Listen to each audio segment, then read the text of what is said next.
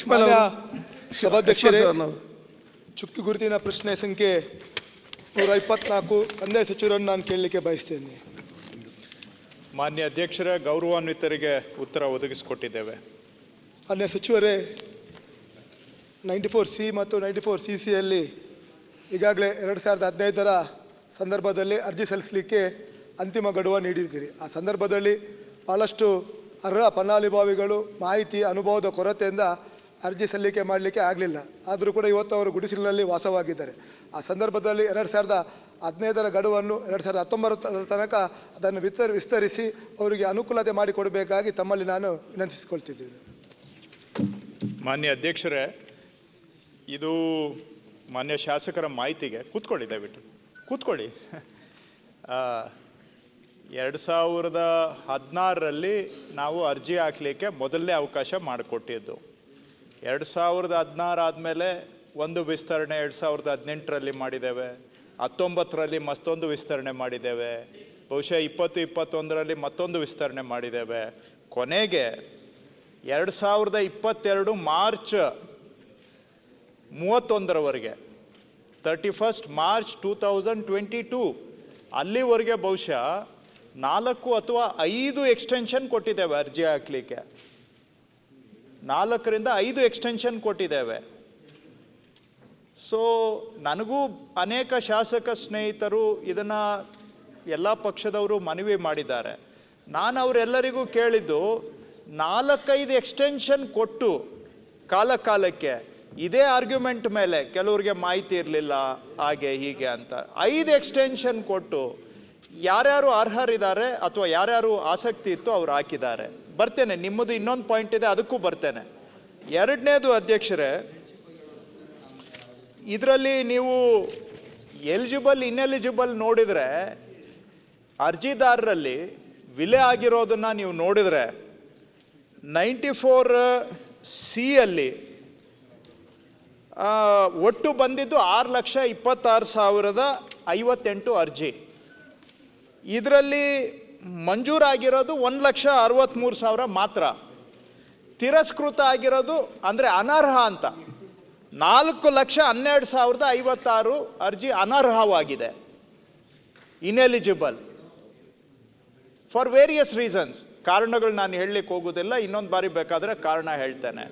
ನೀವು 94CC ತಗೊಂಡ್ರೂ ಕೂಡ 2,12,727 ಅರ್ಜಿ ಬಂದಿತ್ತು. ಅದರಲ್ಲಿ ನಾವು ಅರ್ಜಿಯನ್ನು ಒಪ್ಕೊಂಡು ಮಂಜೂರಾತಿ ಕೊಟ್ಟಿರೋದು 69,236. ಅನರ್ಹವಾಗಿರೋದು 1,28,531 ಅನರ್ಹ, ineligible for various reasons. Again ಈ ರೀತಿ ಇರುವಾಗ ಒಂದು ಕಡೆ ಸುಮಾರು ಜನ ಬಡವರಿಗೆ ನಾವು ಸಹಾಯ ಮಾಡಬೇಕು ಅನ್ನೋ ಉದ್ದೇಶಕ್ಕೆ ಸರ್ಕಾರ ಯಾವತ್ತಿದ್ರೂ ನಾವು ಬಗ್ತೇವೆ. ಆದರೆ ಬಡವರ ಹೆಸರಿನಲ್ಲಿ ಈ ಥರ ಹೆಚ್ಚು ಅನರ್ಹರೇ ಅರ್ಜಿ ಆಗ್ತಾ ಇರೋವಾಗ, ಮತ್ತು ಇದೆಲ್ಲ ತೀರ್ಮಾನ ಆಗಿರೋದು ಪಕ್ಷ ಆಧಾರಿತ ಅಂತ ಹೇಳಲಿಕ್ಕಾಗೋದಿಲ್ಲ. ಕೆಲವು ಅರ್ಜಿ ಹಿಂದೆ ಕಾಂಗ್ರೆಸ್ ಸರ್ಕಾರದಲ್ಲಿ ಇತ್ಯರ್ಥ ಆಗಿದೆ, ಬಹುತೇಕ ಅರ್ಜಿ ಇತ್ಯರ್ಥ ಆಗಿರೋದು ಕಳೆದ BJP ಸರ್ಕಾರ ಇದ್ದಾಗ ಇತ್ಯರ್ಥ ಆಗಿದೆ. ಹಾಗಾಗಿ ಇದರಲ್ಲಿ ಪಕ್ಷ ಭೇದನೂ ಯಾವುದೂ ಇರಲಿಕ್ಕೆ ಸಾಧ್ಯ ಇಲ್ಲ. ಹೀಗಿರೋವಾಗ ಮತ್ತೊಮ್ಮೆ ನಾವು ಅರ್ಜಿ ಕೊಟ್ಟರೆ ಬರೋದೆಲ್ಲ ಬಹುತೇಕ ಎಲ್ಲ ಅನರ್ಹ ಅರ್ಜಿಗಳೇ ಬರ್ತವೆ. ಅದರಲ್ಲಿ ಮತ್ತೆ ಈಗ ಮೊನ್ನೆ ತಾನೇ ನಾನು ಈಗ ಒಂದು 15-20 ದಿನ ಹಿಂದೆ ನೆಲಮಂಗಲ ತಾಲೂಕಿನಲ್ಲಿ ಅನರ್ಹರಿಗೆ ತಹಶೀಲ್ದಾರರು ಮಂಜೂರು ಮಾಡಿಕೊಟ್ಟಿದ್ದಾರೆ. ಅವ್ರಿಗೆ ಬೇರೆ ಮನೆ ಇದೆ, ಅವ್ರಿಗೆ ಹಕ್ಕುಪತ್ರ ಕೊಟ್ಟಿದ್ದಾರೆ, ಜೊತೆಗೆ ಅವರು ಆವತ್ತಿನ ದಿನಕ್ಕೆ ಮನೆನೇ ಕಟ್ಟಿಲ್ಲ, ಅಂಥವ್ರಿಗೆ ಮಂಜೂರು ಮಾಡಿ ಹಕ್ಕುಪತ್ರ ಕೊಟ್ಟಿದ್ದಾರೆ. ಈಗ ನಾವು ಅವ್ರಿಗೆ ಅವಕಾಶ ಕೊಟ್ಬಿಟ್ಟು ತಪ್ಪು ಮಾಡಿ ಕೊನೆಗೆ ತಹಶೀಲ್ದಾರ್ನ ನಾನು ಅಮಾನತ್ ಮಾಡಬೇಕಾಯ್ತು, ಮಾಡಿದ್ದೆ ಅಮಾನತ್ತು. ಈ ರೀತಿಯಾಗಿ ಇಂಥ ಎಲ್ಲ ತಪ್ಪುಗಳಿಗೆ ನಾವೇ ಎಡೆಮಾಡಿಕೊಟ್ಟಾಗೆ ಆಗತ್ತೆ. ಸೊ ಇವೆಲ್ಲವನ್ನು, ಮತ್ತು ಮೂರನೇ ವಿಷಯ, ಈಗ ಕೋರ್ಟ್ನಲ್ಲಿ ನಮಗೆ ಪದೇ ಪದೇ ಕೇಳ್ತಾರೆ, ಇದು ನಿಮ್ಮದು ಒಂದು ಬಾರಿ ಅಂತೇಳಿ ಎಷ್ಟು ಬಾರಿ ಮಾರ ಇರೆ ನಿಮ್ಮದು ಅಂತ. ಈ ಒಂದು ಬಾರಿಗೆ ಏನಾದರೂ ಒಂದು ವ್ಯಾಖ್ಯಾನ ಇದೆಯಾ? ಒನ್ ಟೈಮ್ ಅಂತೇಳಿ ಎಲ್ಲ ಇಲ್ಲಿಗಾಲಿಟಿಯನ್ನು ನೀವು ಲೀಗಲೈಸ್ ಮಾಡ್ಕೊಂಡು ಹೋಗ್ತಾ ಇದ್ದೀರಿ ಅಂತ ಈಗ ನಮ್ಮ ಅರ್ಬನ್ ಅಂದರೆ ಈ ಅಕ್ರಮ ಸಕ್ರಮ ಇನ್ನೊಂದು ಇದೆ, ಯಾರು ಅನಧಿಕೃತ ಬಡಾವಣೆಗಳು, ಗೌರ್ಮೆಂಟ್ ಲ್ಯಾಂಡ್ ಅಲ್ಲ, ಪ್ರೈವೇಟ್ ಲ್ಯಾಂಡಲ್ಲಿ ಅನಧಿಕೃತ ಬಡಾವಣೆಗಳಾಗಿರೋದು. ಸುಪ್ರೀಂ ಕೋರ್ಟ್ನವರು ಅದಕ್ಕೆ ಸ್ಟೇ ಕೊಟ್ಟು ಇಟ್ಟಿದ್ದಾರೆ ಸಕ್ರಮೀಕರಣಕ್ಕೆ. ಅವರು ಇದನ್ನೇ ಕೇಳ್ತಾ ಇದ್ದಾರೆ. ಈ ಒನ್ ಟೈಮ್ ಅಂತೇಳಿ ನಿಮ್ಮ ಒನ್ ಟೈಮಿಗೆ ಏನಾದರೂ ಕೊನೆ ಇದೆಯಾ ಅಂತ ಕೇಳಿ, ಈಗ ಅದು ಬಹುಶಃ ರಿಜೆಕ್ಟ್ ಆಗುವಂತ ಚಾನ್ಸಸ್ ಇದೆ ಅಂತ ನಮ್ಮ ಲಾಯರ್ಸ್ ಹೇಳ್ತಾರೆ.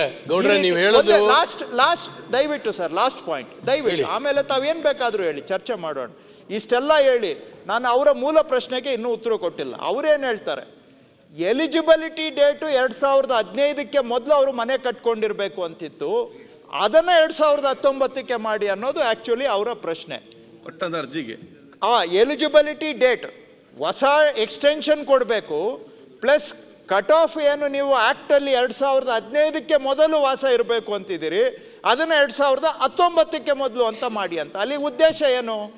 ಅವ್ರು ಯಾರಿಗೆ ಕೊಡಬೇಕು? ಉದ್ದೇಶಪೂರ್ವಕವಾಗಿ ಬಂದು ಮನೆ ಕಟ್ಕೊಂಡಿದ್ದಾರೆ, 2015ರ ನಂತರ ಮನೆ ಕಟ್ಕೊಂಡಿದ್ದಾರೆ. ಅವರು ಉದ್ದೇಶಪೂರ್ವಕವಾಗಿ ನಂತರ ಬಂದು ಮನೆ ಕಟ್ಕೊಂಡಿರೋದು. ನಮ್ಮ ಉದ್ದೇಶ ಏನಿತ್ತು? 2011ಕ್ಕೆ ಮೊದಲು ಅವರು ಮನೆ ಕಟ್ಕೊಂಡಿರಬೇಕು, ವಾಸ ಮಾಡ್ತಾ ಇರಬೇಕು, ಅದಕ್ಕೆ ನಮಗೆ ಏನಾದರೂ ಸಾಕ್ಷಿ ಬೇಕು ಅಂತ. ಅವರು ಭಾಳ ವರ್ಷದಿಂದ 20-30 ವರ್ಷದಿಂದ ಜಮೀನು ರೈತರು ಮನೆ ಕಟ್ಕೊಂಡಿದ್ದಾರೆ, ಅವ್ರಿಗೆ ನ್ಯಾಯ ಕೊಡಬೇಕು ಅಂತ ಈ ಕಾನೂನು ಮಾಡಿದ್ದು.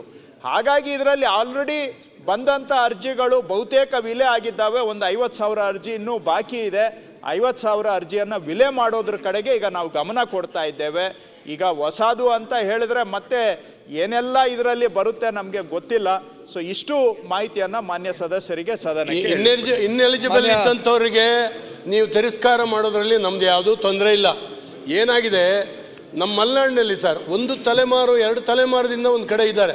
ಆ ಕಡೆಯ ಬಡವನಿಗೆ ಈ ಕಟ್ ಆಫ್ ಡೇಟ್ ಹೋಗಲಿಲ್ಲ. ನಾವು ಕೂಡ ರಾಜಕೀಯ ಪಕ್ಷವಾಗಿ ಅವರಿಗೆ ಇದು ಮಾಡಿ ಅರ್ಜಿ ಹಾಕ್ಸಿದ್ವಿ, ಆದರೂ ಅನೇಕರದ್ದು ಬಿಟ್ಟು ಹೋಗಿದೆ. ಅಂಥವ್ರಿಗೆ ಒಂದು ಅವಕಾಶ ಕೊಡಿ ಅಂತೇಳಿ ಅವರು ಕೇಳ್ತಾ ಇದ್ದಾರೆ. ನಮ್ಮ ರಾಜ್ಯದಲ್ಲಿ ಆ ಪರಿಸ್ಥಿತಿ ಇದೆ. ಒಂದು ಅವಕಾಶ ಕೊಟ್ಟರೆ ನಾವು ಎಲ್ಲರೂ ಕೂಡ ಹೇಳ್ತೇವೆ, ಅವರಿಗೆ ಅರ್ಜಿ ಕನ್ಫರ್ಮ್ ಮಾಡಲಿಕ್ಕೆ ಅವಕಾಶ ಆಗ್ತದೆ. ದಯವಿಟ್ಟು ಇದ್ರ ಬಗ್ಗೆ ತಾವು ಪರಿಶೀಲನೆ ಮಾಡಬೇಕು. ಮಾನ್ಯ ಸಚಿವರೇ, ಒಂದು ಬಾರಿ ಅಲ್ಲ, ಕೊನೆ ಬಾರಿ ಒಂದು ಅವಕಾಶ ಕೊಡಿ ಅಂತ ಬಡವರ ಪರವಾಗಿ ತಮ್ಮಲ್ಲಿ ನಾನು ಕೋರಿಕೊಳ್ತೇನೆ. ಅದರ ಜೊತೆಗೆ ನಮ್ಮ ಉಡುಪಿ ಜಿಲ್ಲೆಯಲ್ಲಿ ಲೆವೆನಿ ನಕ್ಷೆಗೆ ಅವಕಾಶ ಇಲ್ಲ ಎಂಬುದನ್ನು ನಮ್ಮ ಜಿಲ್ಲಾಧಿಕಾರಿಗಳು ಆದೇಶ ಮಾಡಿದ್ದಾರೆ. ಇದರಲ್ಲಿ ಬಹಳಷ್ಟು ಬಡವರಿಗೆ ಕಾರ್ಮಿಕರಿಗೆ ತೊಂದರೆ ಆಗ್ತದೆ. ಯಾಕೆಂದ್ರೆ 69 ಅಡಿ ಸೂಚನೆ ಕೊಟ್ಟಿದ್ದಾರೆ. ತಾವು ಸಮಯ ಅವರೇ ಸೂಚನೆ ಕೊಟ್ಟಿದ್ದಾರೆ, ಅವರು ಸಹಿ ಹಾಕಿದ್ದಾರೆ. ಅದು ನಿಯಮ 69 ಅಡಿ ಚರ್ಚೆ ಮಾಡುವಾಗ ಉತ್ತರ ಕೊಡ್ತೇವೆ. ಶಾಂತನ್ ಗೌಡ ಡಿಜಿ ಅದನ್ನು ಉತ್ತರ ಕೊಡ್ತೇವೆ. ಶಾಂತನ್ ಗೌಡ ಡಿಜಿ ಮತ್ತೆ ಚೀಫ್ ಸಾರಿಗೆ ಅಶೋಕ್ ಅವರೇ, ಒಂದು ಸೆಕೆಂಡ್ ಅಶೋಕ್ ಚೀಫ್ ಇಪ್ಪ ಅವರೇ ನೋಡಿ, ಆಗಲಿ ಕೂತ್ಕೊಂಡು. ಎಲ್ಲ ಮಿನಿಸ್ಟರ್ಗೆಲ್ಲ ಬಂದಿದ್ದಾರೆ, ಈ ಶಾಸಕರಿಗೆ ಹೇಳ್ಬೇಕು ಯಾಕೇನು ಕೊಡಬೇಕು. ಮಿನಿಸ್ಟರ್ ಎಲ್ಲ ಬಂದು ಕೂತ್ಕೊಂಡಾಗ